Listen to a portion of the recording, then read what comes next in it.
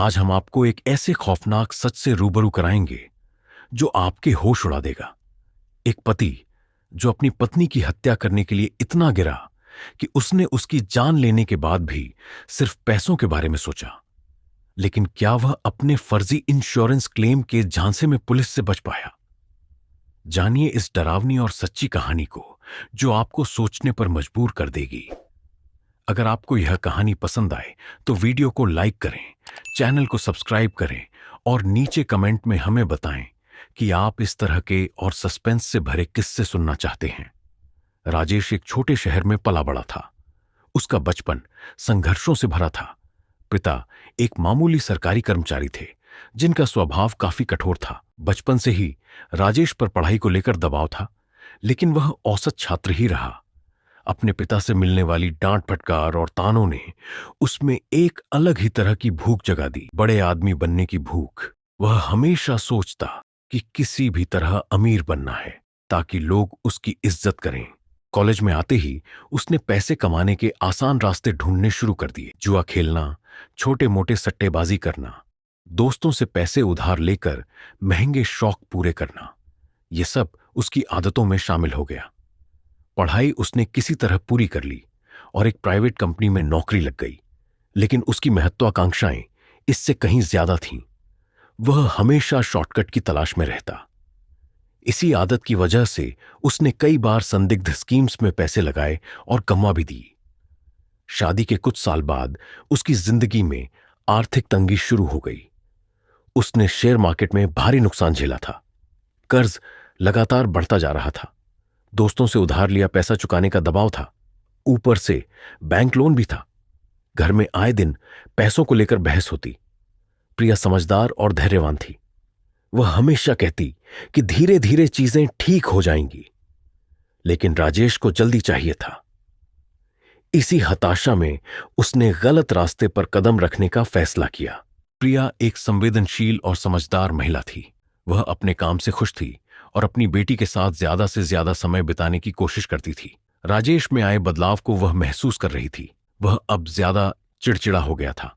छोटी छोटी बातों पर गुस्सा करने लगा था। उसने कई बार राजेश से पूछा कि क्या कोई परेशानी है, लेकिन हर बार उसे झूठे दिलासे ही मिले। धीरे धीरे उसने अपनी शंका अपनी एक दोस्त से शेयर की।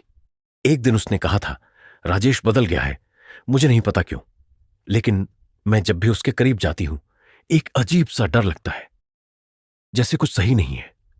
बेटी को मां से बहुत लगाव था। जब प्रिया की तबीयत बिगड़ने लगी तो वह अक्सर उसके पास बैठकर उसे सहलाती। एक दिन उसने मासूमियत से कहा, मम्मा, आप रोज इतनी थकी थकी क्यों लगती हो? आप ठीक हो जाओगी ना? लेकिन उस मासूम सवाल का कोई जवाब नहीं था। राजेश का इंश्योरेंस एजेंट राहुल एक तेज दिमाग वाला इंसान था। जब उसने देखा कि राजेश ने अचानक इतनी बड़ी पॉलिसी ली है तो उसे थोड़ी हैरानी हुई, लेकिन वह इस पर ज्यादा ध्यान नहीं दे सका। हालांकि जब प्रिया की मौत की खबर आई तो उसे कुछ अजीब लगा। उसके अनुभव ने उसे यह समझा दिया था कि कोई ना कोई बात जरूर छुपाई जा रही है। पुलिस अफसर विनय ने कई केस हल किए थे, लेकिन यह मामला उसे शुरुआत से ही संदिग्ध लग रहा था। जब उसने राजेश से पूछताछ की तो उसके जवाबों में झिझक और घबराहट साफ झलक रही थी। पोस्टमार्टम रिपोर्ट में जहर की पुष्टि होते ही विनय को यकीन हो गया कि यह कोई साधारण मौत नहीं थी। डॉक्टरों ने भी नोटिस किया था कि प्रिया की तबीयत कुछ ही हफ्तों में अचानक बिगड़ी थी। जब उन्होंने पुरानी रिपोर्ट्स देखीं तो कोई ऐसी बीमारी नहीं थी जो अचानक जानलेवा बन जाए। डॉक्टरों की यह रिपोर्ट पुलिस के लिए बेहद अहम साबित हुई। राजेश का खेल धीरे धीरे उजागर होने लगा था, लेकिन अभी उसके पकड़े जाने में कुछ समय था।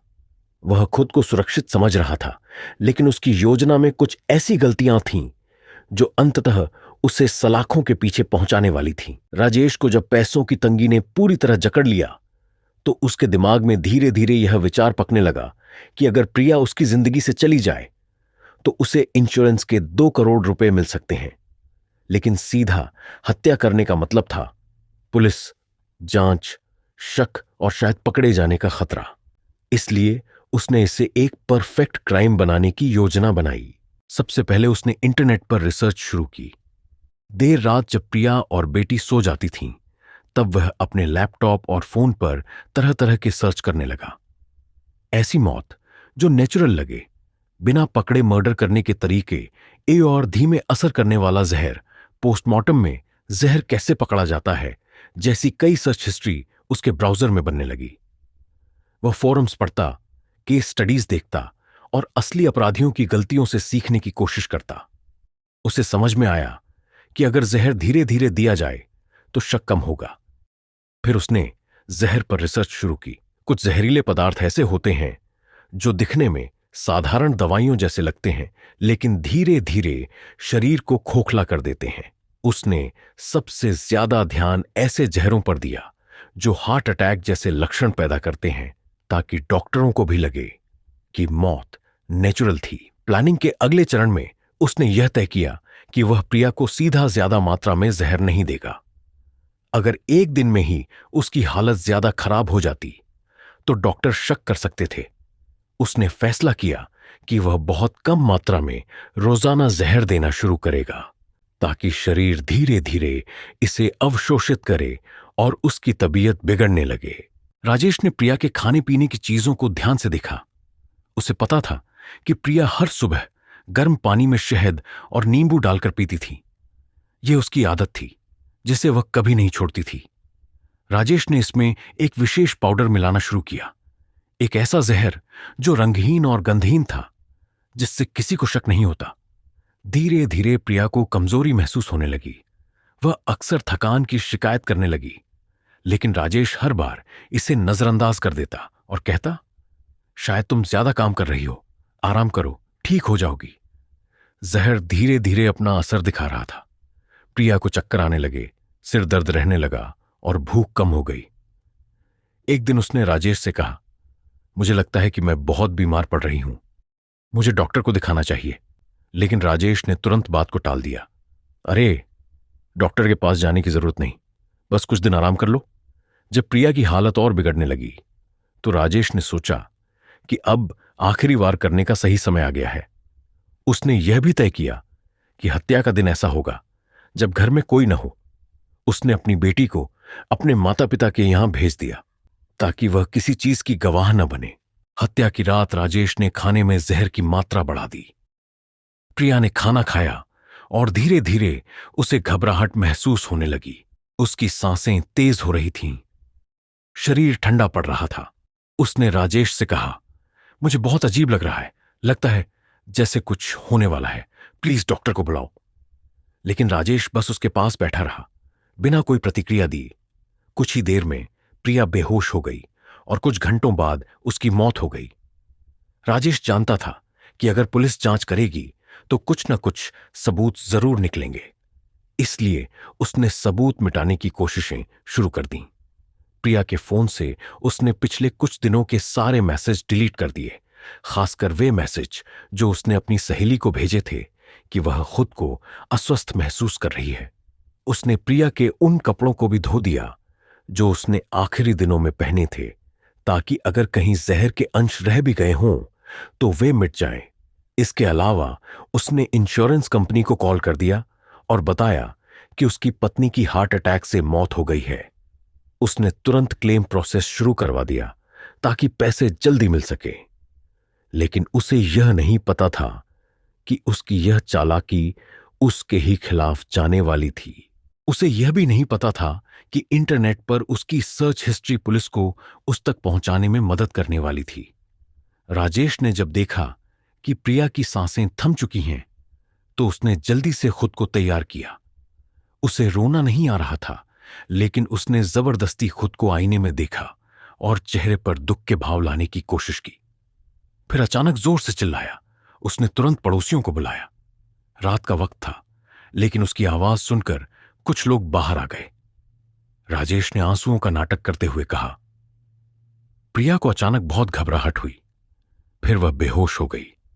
मैंने उसे उठाने की कोशिश की, लेकिन वह नहीं उठी। पड़ोसी घर के अंदर आए और प्रिया को बिस्तर पर पड़ा देखा। किसी ने तुरंत एम्बुलेंस बुलाने का सुझाव दिया, लेकिन राजेश ने कहा, अब कुछ नहीं बचा, मैंने उसकी सांसें चेक की हैं, कुछ ही देर में मोहल्ले में यह खबर फैल गई और आस-पास के लोग भी जमा हो गए। जब प्रिया के माता पिता को फोन किया गया तो उनकी चीखें फोन पर ही सुनाई देने लगीं। वे तुरंत पहुंचे, लेकिन उन्हें राजेश के आंसुओं पर यकीन नहीं हुआ। प्रिया की मां ने रोते हुए कहा, मेरी बेटी ठीक ठाक थी, अचानक उसे हार्ट अटैक कैसे आ सकता है? उनके मन में कहीं ना कहीं संदेह था, क्योंकि प्रिया ने कुछ दिनों पहले अपनी मां से कहा था कि वह बहुत बीमार महसूस कर रही है, लेकिन राजेश उसे डॉक्टर के पास नहीं ले जा रहा। थोड़ी देर बाद पुलिस भी मौके पर पहुंच गई। उन्होंने शव का मुआयना किया और राजेश से सवाल करने लगे, आपने कब आखिरी बार अपनी पत्नी को होश में देखा? राजेश ने जवाब दिया, रात के खाने के बाद उसने कहा कि उसे थकान लग रही है और फिर वह सो गई। राजेश ने जवाब दिया। पुलिस ने कहा, आपने एम्बुलेंस क्यों नहीं बुलवाई? राजेश ने जवाब दिया, मैं बहुत डर गया था, मैंने सोचा कि वह पहले ही मर चुकी थी। पुलिस को राजेश के जवाबों में झोल दिखने लगा। अगर कोई अचानक बेहोश हो जाता है तो पहला काम डॉक्टर या एम्बुलेंस बुलाना होता है, लेकिन राजेश ने ऐसा नहीं किया। थोड़ी देर में डॉक्टर भी पहुंच गए। उन्होंने शव की जांच की और कहा, हार्ट अटैक जैसी कोई स्पष्ट वजह नहीं दिख रही, लेकिन शरीर का रंग थोड़ा बदला हुआ है, हमें पोस्टमार्टम करवाना होगा। यह सुनते ही राजेश के चेहरे का रंग उड़ गया। उसकी योजना थी कि पुलिस इसे नेचुरल डेथ मानकर मामला खत्म कर देगी, लेकिन अब अगर पोस्टमार्टम हुआ तो जहर का पता लग सकता था। वह मन ही मन घबरा गया, लेकिन खुद को संयमित रखते हुए बोला, डॉक्टर साहब, यह तो हार्ट अटैक ही होगा, क्या पोस्टमार्टम जरूरी है? डॉक्टर ने गंभीर आवाज में कहा, ऐसी अचानक मौतों में पोस्टमार्टम न कराना लापरवाही होगी। पुलिस ने तुरंत शव को पोस्टमार्टम के लिए भेजने की तैयारी शुरू कर दी। राजेश को महसूस होने लगा कि उसके बनाए गए परफेक्ट मर्डर में दरारें पड़ने लगी हैं। जब प्रिया की मौत की खबर इंश्योरेंस कंपनी तक पहुंची तो राजेश ने जल्दी से क्लेम फाइल कर दिया। उसने दावा किया कि उसकी पत्नी की अचानक मौत हो गई और वह बीमा की राशि चाहता है। इंश्योरेंस एजेंट राहुल को यह केस सौंपा गया। शुरुआत में यह मामला सामान्य लग रहा था, लेकिन जैसे ही उसने पॉलिसी के दस्तावेज देखे, उसे कुछ अजीब लगा। राहुल ने पाया कि पॉलिसी कुछ ही महीनों पहले ली गई थी और उसमें बड़ी रकम का क्लेम था। ऐसा अक्सर उन मामलों में देखा जाता है जहां फ्रॉड की संभावना हो। संदेह होने पर उसने कंपनी के रिकॉर्ड चेक किए और देखा कि राजेश ने पहले भी छोटी छोटी बीमा पॉलिसीज ली थीं और उन पर क्लेम भी किया था। यह पैटर्न उसे संदिग्ध लगा। राहुल ने अपने उच्च अधिकारियों से बात की और जांच के लिए राजेश के बैंक ट्रांजैक्शन और कॉल रिकॉर्ड्स का अनुरोध किया। इंश्योरेंस कंपनी ने औपचारिक रूप से पुलिस को इसकी जानकारी दी और पुलिस ने राजेश के वित्तीय लेन देन की पड़ताल शुरू कर दी। पुलिस ने राजेश के बैंक अकाउंट की डिटेल निकाली तो उन्हें पता चला कि वह पिछले कुछ महीनों से भारी कर्ज में था। शेयर मार्केट में बड़ा नुकसान हुआ था और उसने कई जगहों से उधार लिया था। यह साफ था कि उसे पैसों की सख्त जरूरत थी। इसके अलावा पुलिस ने उसके फोन की जांच की और पाया कि वह अक्सर इंश्योरेंस क्लेम कैसे करे, बिना पकड़े हत्या कैसे करे और जहर की पहचान कैसे होती है जैसे विषयों पर सर्च कर रहा था। सबसे बड़ा सबूत तब मिला जब इंश्योरेंस कंपनी ने राजेश की कॉल रिकॉर्डिंग की जांच की। उन्हें एक संदिग्ध कॉल मिली जिसमें वह किसी से कह रहा था, बस कुछ ही दिनों की बात है, फिर सब कुछ सेट हो जाएगा। इन सारे सबूतों के साथ पुलिस को यकीन हो गया कि यह सिर्फ एक सामान्य मौत नहीं थी, बल्कि एक सोची समझी साजिश थी। पुलिस ने जब इस मामले की गहराई से जांच शुरू की तो सबसे पहले उन्होंने राजेश के फोन और लैपटॉप को जब्त कर लिया। फॉरेंसिक टीम ने उसकी गूगल सर्च हिस्ट्री को रिकवर किया, जिससे चौंकाने वाले खुलासे हुए। राजेश ने कई बार बिना पकड़े हत्या करने के तरीके, धीमा जहर जो शरीर में दिखे नहीं, इंश्योरेंस क्लेम के लिए जरूरी दस्तावेजा जैसे शब्द सर्च किए थे। यह साफ था कि उसने हत्या से पहले गहराई से रिसर्च की थी। राजेश से जब पुलिस ने पूछताछ शुरू की तो उसने खुद को मासूम दिखाने की पूरी कोशिश की, लेकिन उसके हाव भाव और बॉडी लैंग्वेज ने पुलिस को संदेह में डाल दिया। वह बार बार पानी मांग रहा था, उसके हाथ कांप रहे थे, और जब पुलिस उसे लगातार सवालों के घेरे में लेती तो वह नजरें चुराने लगता। खासकर जब उससे पूछा गया कि उसने प्रिया को डॉक्टर के पास जाने से क्यों रोका, तो वह कोई ठोस जवाब नहीं दे पाया। इसी बीच पुलिस को प्रिया की एक डायरी मिली जो उसने अलमारी के पीछे छुपा कर रखी थी।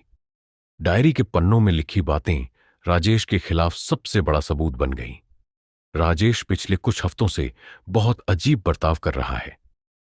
मैं जब भी अपनी तबीयत के बारे में बात करती हूं, वह मुझे हल्के में ले लेता है। कभी कभी लगता है कि वह चाहता ही नहीं कि मैं ठीक हूं। मुझे डर लग रहा है कहीं ऐसा तो नहीं कि वह कुछ छुपा रहा है। इस डायरी ने पूरी कहानी का रुख बदल दिया। इसके अलावा पुलिस को एक सीसीटीवी फुटेज भी मिला जिसमें राजेश एक मेडिकल स्टोर से कुछ खरीदता हुआ दिख रहा था। जब पुलिस ने उस दुकानदार से पूछताछ की तो उसने बताया कि राजेश ने कई बार नींद की गोलियां और दूसरी संदिग्ध दवाइयां खरीदी थीं। एक और बड़ा मोड़ तब आया जब राजेश के एक पुराने दोस्त अमित ने पुलिस को बयान दिया। अमित ने बताया कि कुछ दिनों पहले राजेश ने नशे की हालत में उससे कहा था, अगर किसी को बिना किसी को शक हुए रास्ते से हटाना हो तो कैसे करोगे? अमित को लगा कि यह सिर्फ एक मजाक था, लेकिन अब उसे एहसास हुआ कि राजेश सच में किसी योजना में लगा था। इन सभी सबूतों ने राजेश को घेर लिया। पुलिस को यकीन हो गया कि यह महज एक हादसा नहीं, बल्कि एक सोची समझी हत्या थी। कोर्ट में मुकदमा शुरू होते ही राजेश के वकील ने बचाव की रणनीति अपनाई। उसने तर्क दिया कि प्रिया की मौत स्वाभाविक थी और पुलिस ने राजेश को गलत तरीके से फंसाया है। वकील ने दावा किया कि जहर से मौत का कोई ठोस सबूत नहीं है और सीसीटीवी फुटेज को यह साबित करने के लिए पर्याप्त नहीं माना जा सकता कि दवाइयां प्रिया को ही दी गई थीं। लेकिन सरकारी वकील ने एक एक करके सभी सबूत अदालत के सामने रखे। उसने राजेश की गूगल सर्च हिस्ट्री पेश की, जिसमें उसने बिना पकड़े हत्या करने के तरीके और धीमा जहर जैसी चीजें खोजी थीं। इसके बाद फॉरेंसिक रिपोर्ट पेश की गई, जिसमें साफ था कि प्रिया की मौत किसी जहरीले पदार्थ के कारण हुई थी, न कि हार्ट अटैक से, जैसा कि पहले बताया गया था। गवाहों की गवाही ने केस को और मजबूत कर दिया।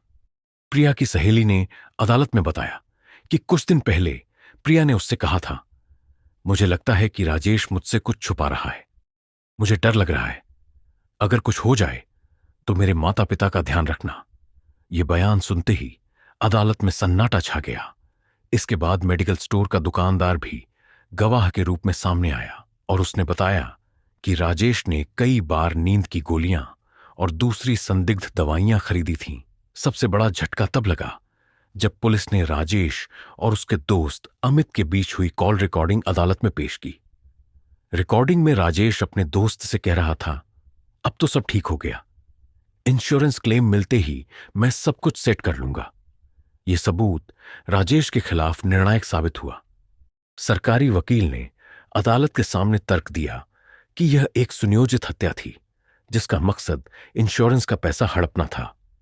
पूछताछ और लगातार दबाव के चलते राजेश आखिरकार टूट गया। उसने कोर्ट में रोते हुए कबूल कर लिया, मैंने पैसों के लिए प्रिया को मार डाला।